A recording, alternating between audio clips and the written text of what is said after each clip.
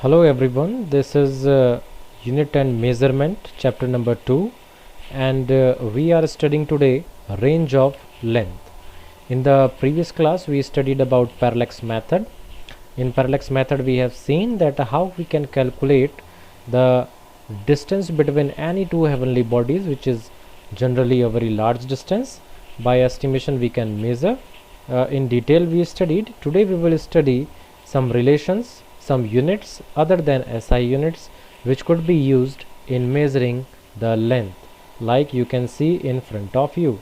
So let me copy these all units here. Let me insert one picture. In that picture you will find out all the units which generally we will use in measuring the distance, right? So okay, this is your figure. Let me maximize this. Just a second, children. Okay, this is testing our patience. Okay, so we have here what you can see first you can see 1 Fermi. You can see 1 Fermi. Now 1 Fermi, in 1 Fermi symbol is small f. 1 Fermi, you remember, it will be equals to 10 to the power minus 15. It is a very small unit. आप देख सकते हो जो negative power है that is 15. ठीक है, तो जो डिस्टेंस स्मॉलर होंगे, बहुत स्मॉलर डिस्टेंसेस होंगे, to measure all those smaller distances we are not going to use meter. We will be using another unit, like you can see here, Fermi. So in 1 Fermi you have to remember that there will be 10 to the power minus 15 meter. After that, another unit we have, that is angstrom. In angstrom, first of all its symbol is, first you write A and then you put 0 over A, correct?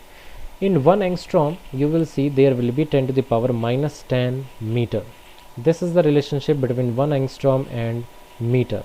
Again, because you can see power is negative, so this is the distance again which is used to measure smaller distances, right?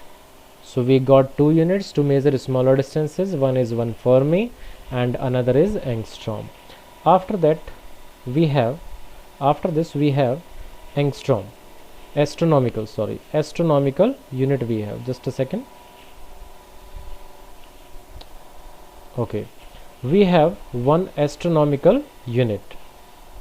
Astronomical unit has its symbol in capital letters AU, correct? Now what is astronomical unit? Its definition is average distance of the sun from the earth. तो क्या है कि सन और अर्थ के बीच में जो एक average distance है, उसी डिस्टेंस को हमने क्या मान लिया, एक स्टैंडर्ड मान लिया, और उस डिस्टेंस को कंपेयर करके हम दूसरे डिस्टेंसेस को कंपेयर करते हैं. ठीक है, जैसे मान लीजिए दो दोस्त हैं, राम और श्याम दो दोस्त थे. इनके बीच में, घर के बीच में जो दूरी है वो है 100 मीटर. ठीक है, एक तीसरा दोस्त भी था इनका, घनश्याम. ठीक है, तो अब राम और श्याम, इन दोनों के घर से जो दूरी थी इसकी, वो कितनी थी, 500 मीटर थी. तो ये राम क्या कह सकता है या श्याम क्या कह सकता है कि भाई घनश्याम, तेरा जो घर है ना भाई, वो कितना दूर है, वो हमारे घर के बीच में जितना डिस्टेंस है उसके कंपैरिजन में 5 गुना ज़्यादा है. In the same way what we are doing here we are comparing the distances, all the other distances with the average distance what we have between sun and earth. तो एक astronomical unit इस तरीके से कितना होगा metre में ये होगा कितना हो जाएगा मीटर में, 1.496 इंटू 10 टू द पावर कितना, यहाँ पर ये है 10 टू द पावर, ये शायद आप लोगों को दिख नहीं रहा होगा, हम बुक में देख लेते हैं, कंफर्म कर लेते हैं.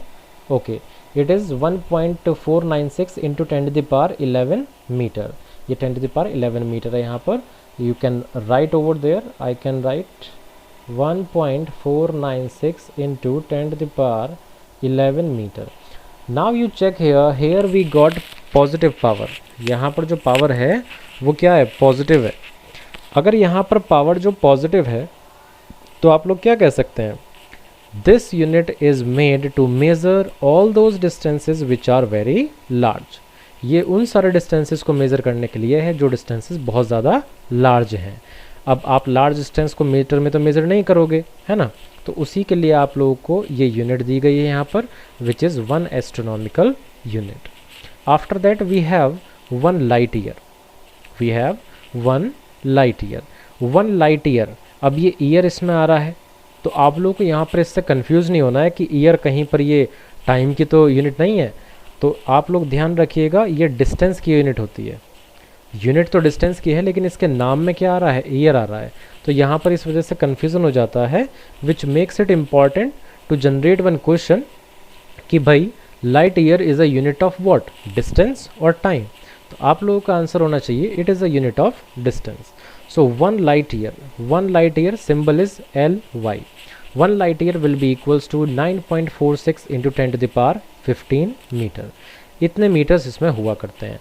Again here you can see we have positive power, that means it is a distance which will be used, it is a unit which is used to measure longer distances. ये भी longer distances को measure करने में काम आती है, ठीक है। अब इसके बाद नेक्स्ट यूनिट क्या है, अच्छा हाँ, एक चीज़ और दे रखी है यहाँ पर, इसकी यहाँ ये क्या दे रखा है, ये डेफिनेशन टाइप आप कह सकते हो कि डेफिनेशन दे रखी है। Please give me a minute, let me rub all these things from here so that we can easily read the definition. Okay, now distance that light travels with velocity this in 1 year. मतलब एक जो light है, भाई light की speed कितनी होती है, light की स्पीड ये लिखी है, देखो यहाँ पर, ये इतनी तो हुआ करती है ना लाइट की स्पीड। तो ये जो लाइट की स्पीड है, इस स्पीड से एक साल में जितना डिस्टेंस लाइट ट्रेवल करेगी, that distance will be called 1 light year. That's why I think now you understood why in this unit this word is coming which is year. Year means एक साल में कितना डिस्टेंस लाइट कवर करेगी, that is known as 1 light year. And the relationship with meter we have seen, it is equals to 9.46 into 10 to the power 15. This is the relationship. Now let us move to the next unit which is parsec. दूसरी जो unit है वो क्या है, वो parsec है। अब ये parsec क्या है, parsec भी एक यूनिट है which by which we can measure distance, right? So its relationship with meter, obviously we have to study 3.08 into 10 to the power 16 meter. Right, parsec is the distance at which average radius of Earth's orbit subtend an angle of arc 1 second. मतलब जितना एक arc second का angle subtend करेगा अर्थ के radius पर, ठीक है, उतना डिस्टेंस कहलाएगा आपका पार्सेक। तो पार्सेक के लिए ये हो गया आपका relationship. It is also a unit by which we can measure very longer distances. As you can see power is positive. अब आप लोगों का क्वेश्चन ये उठ रहा होगा एक दिमाग में, थोड़ा बोर भी हो रहे होंगे आप लोग कि why we are studying these very boring units. तो ये बोरिंग यूनिट्स हम इसलिए पढ़ रहे हैं क्योंकि ये बोरिंग यूनिट्स इंपॉर्टेंट होती हैं और ये एग्ज़ाम में पूछी भी जाती हैं 1 मार्क में। डायरेक्ट रिलेशनशिप पूछी जाती हैं कि एक फर्मी में कितने मीटर होंगे, how many meters are there in 1 light year, how many meters are there in 1 parsec. So all these things are asked, ठीक है। अभी आप लोगों का कभी भी अगर टेस्ट होगा तो ये चीज़ें जनरली पूछ ली जाती हैं, which is like very easy to remember and will help you to score marks. That's why इनको पढ़ाया जाता है। अब इसके बाद let us see what you have in your book, measurement of mass. इसके बाद हमें मास कैसे मेज़र करते हैं ये चीज़ें पढ़नी है। अब आप लोग क्या करते हैं, मास को जनरली किस में मेज़र करते हैं, किलोग्राम में मेज़र करते हैं, and the symbol of kilogram is kg, like you can see here. But here this kg is given because we are relating this kg with u। अब ये u क्या चीज़ है, ये जो u है, this u is 1 unified atomic mass unit। नाम unit का नाम ही क्या है, यूनिफाइड एटॉमिक मास यूनिट, ये पूरा का पूरा नाम है, ठीक है। और इस पूरे नाम का क्या है, एक सिंबल है u, ठीक। अब यूनिफाइड एटॉमिक मास यूनिट को डिफाइन आप कैसे करोगे, तो आप इसको कैसे डिफाइन कर सकते हो, आप इसको ऐसे डिफाइन कर सकते हो कि 1 unified atomic mass unit is the mass of, ये आप लोग अलग से ऐड कर लीजिएगा, 1 unified atomic mass unit is equal to the mass of 1/12 of the mass of atom of carbon 12। ये आप देखो इजी लैंग्वेज में आप कैसे लिख सकते हो, देखो मैं आप लोगों को लिख करके दिखा देता हूँ यहाँ पर, ये भी इंपॉर्टेंट है। 1 यूनिफाइड एटॉमिक मास यूनिट, आप एटॉमिक मास यूनिट भी लिख देते हैं इसको कभी कभी, ठीक है। तो कैसे लिखते हैं इसकी डेफिनेशन देखिए, it is defined as the mass of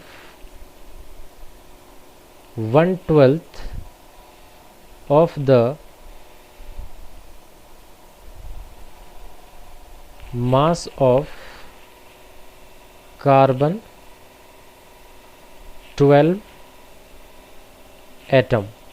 okay, बस ये हो गई इसकी डेफिनेशन। भाई थोड़ा बहुत ऊपर नीचे हो जाता है डेफिनेशन में, तो उतना तो हम क्या कहते हैं एडजस्ट कर सकते हैं, ठीक है। लेकिन कुछ इंपॉर्टेंट चीज़ें हैं, वो क्या है कि भाई ये किस चीज़ के इक्वल है, ये है 1/12 of the mass of carbon 12 atom. Carbon 12 atom का जितना भी मास होगा उसका 1/12 आप कैलकुलेट कर लीजिए, वो जो मास आएगा that will be equals to 1 unified atomic mass unit. Its symbol is small u, okay, and 1u will be equals to, देखिए कितना होगा, 1u will be equals to, in kg it will be 1.66 into 10 to the power minus 27, 1.66 into 10 to the power minus 27 kg. So you can see here the unit has negative power, the unit has negative power in on the right hand side. That means you can say it is a unit by which we can measure very lighter elements or you can say atoms or molecules. The mass of atoms or molecules can be measured with the help of this unit which is known as unified atomic mass unit. तो आप लोगों ने आज क्या क्या पढ़ लिया, आप लोगों ने पढ़ लिया कि there are several units by which we can measure longer distances as well as shorter distances, smaller distances. After that you studied one unit which is used to measure mass and its relationship with kilogram, that also you have seen, its definition you studied. Okay, now after this range of masses, in range of masses we have a table. This table you can study.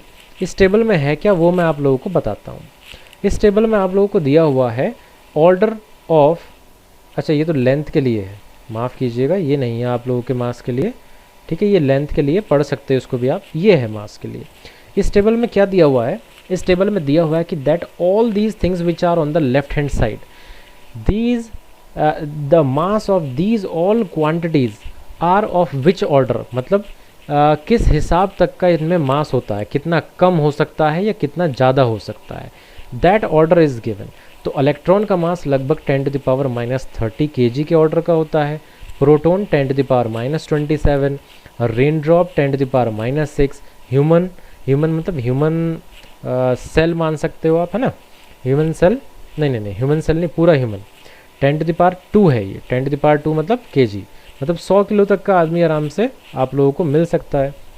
ऑटोमोबिल्स 10 to the power 3 kg के order के होते हैं।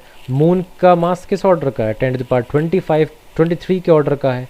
अर्थ 25, milky way Galaxy 10 to the power 41। तो ये सब आपको order दे रखे हैं कि कोई चीज़ कितनी भारी हो सकती है और कोई चीज़ कितनी हल्की हो सकती है। We can compare the mass of different objects with the help of this table. अब इसके बाद क्या आएगा, measurement of time. Measurement of time में क्या है बच्चों, मेजरमेंट ऑफ टाइम में कुछ भी खास नहीं है। देखिए जो इम्पॉर्टेंट है इसमें वो क्या है, इसकी यूनिट। टाइम को हम किस यूनिट में मेज़र करते हैं, सेकंड में, बस आप लोगों को इतना याद रखना है, and nothing else important, so important is there in this section 2.5। तो मेजरमेंट ऑफ टाइम में बस आप लोगों को क्या याद करना है, सेकंड। सेकंड जो है टाइम की यूनिट हुआ करती है, that's it, any other thing you do not have to remember. After this we will have a topic which is known as accuracy and precision. Now this topic is important, ठीक है, ये जो topic है accuracy and precision, this is going to be important। और जब आप accuracy and precision पढ़ना शुरू करते हैं, समझ लीजिए कि आपको क्या पढ़ना शुरू करना है, अब आपको errors पढ़ना शुरू करना है। So in the next class what will we do, we will compare or you can say study accuracy and precision and after that errors in the measurement will start. ठीक है, ये एरर्स जो हैं यहाँ पर स्टार्ट हो जाएंगे। देखिए टाइप्स ऑफ एरर्स आपको दिख रहे होंगे। तो चलिए, we will meet in the next video lecture. Till then you keep revising and make notes of all the things in a proper way.